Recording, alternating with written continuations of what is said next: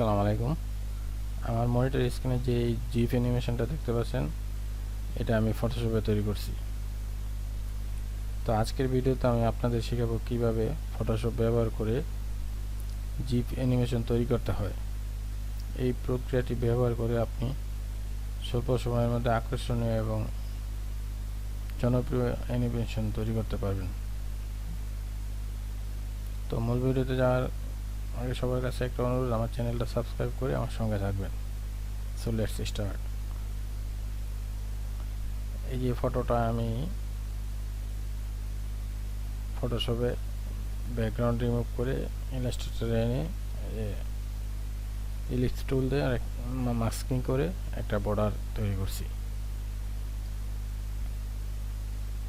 তো এটাকে at first group করে কপি করে ফটোশপে নিয়ে পেস্ট করব। এই ফটোশপে নতুন একটা পেজ নিয়ে এটা রেজুলেশনটা 100 নিলাম। তারপরে এই পেস্ট করলাম, স্মার্ট অবজেক্ট পেস্ট। ছোট হালকা একটু ছোট করে নিলাম।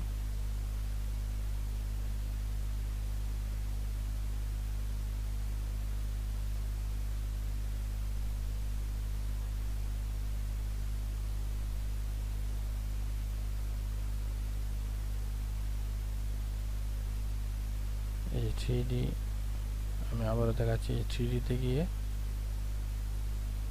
উইন্ডো থেকে 3D অপশনটা আমরা অন করে নেব। তারপরে যে 3D এক্সট্রুশন যে অপশনটা দেখাচ্ছে, চেক মার্কটা এখানে রেখে এই ক্রিয়েট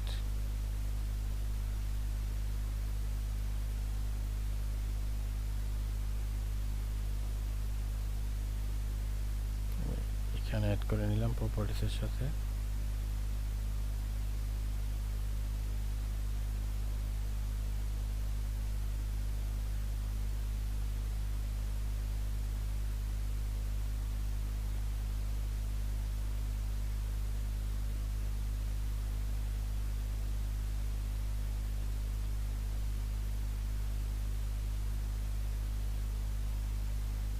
এই এক্সট্রুশন ডেপটাকে কমায় নিতে হবে, অনেকখানি কমায় নিতে হবে। কমিয়ে তারপরে এখানে 0 দিয়ে পিকচারটাকে পেজের সেন্টার করে নিতে হবে।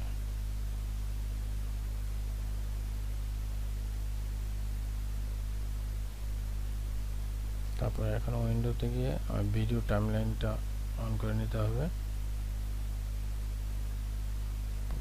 ছোট করে দিলাম।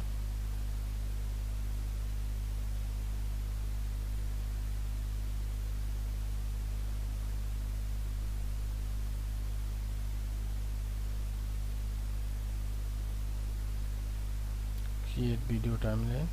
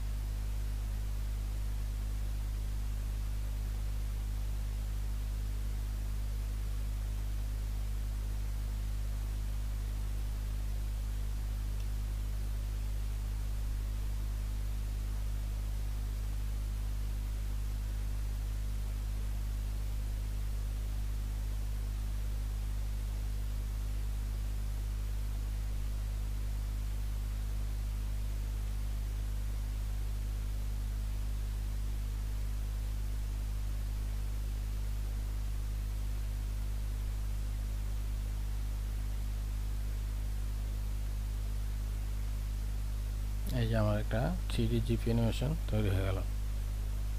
সো দেখতে পারলেন বন্ধুরা, খুব ইজিভাবে কিভাবে একটা জিপ অ্যানিমেশন তৈরি করা যায় নিজের ইমেজকে ব্যবহার করে।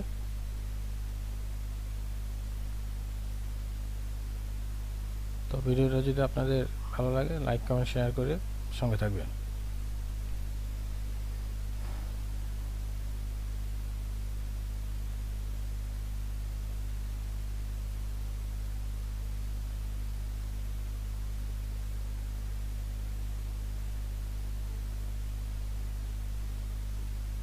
তো এটাকে আমি এখন সেভ দিতে হবে, এটাকে জিপ মোডে সেভ দিতে হবে। এক্সপোর্ট, সরি, ফাইলে গিয়ে এক্সপোর্ট, তারপর সেভ ফর ওয়েব।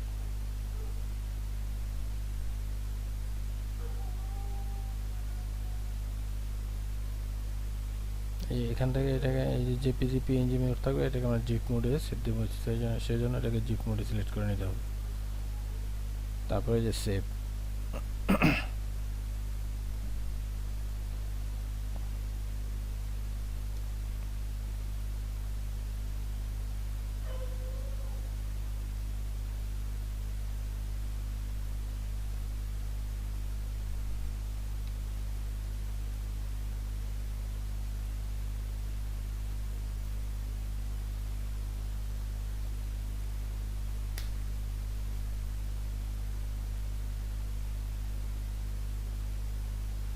এই যেটা আপনি ওপেন করলে এটা অটোমেটিকলি ঘুরতে থাকবে।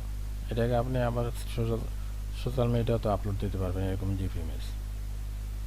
আমি আমার এই জিপটা আমি আমার ফেসবুকে আপলোড দিয়ে তারপর দেখাচ্ছি আপনাদের।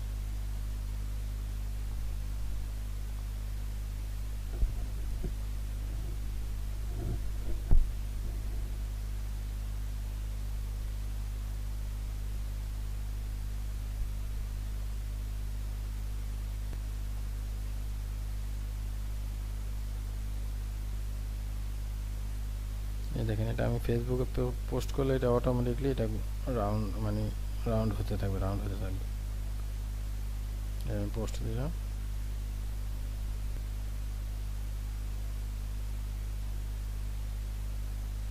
এই যে দেখেন আমার এটা ফেসবুকে এখন এটা অটোমেটিকলি জিপে অ্যানিমেশনের মতো চারিদিকে রাউন্ড হতে থাকবে।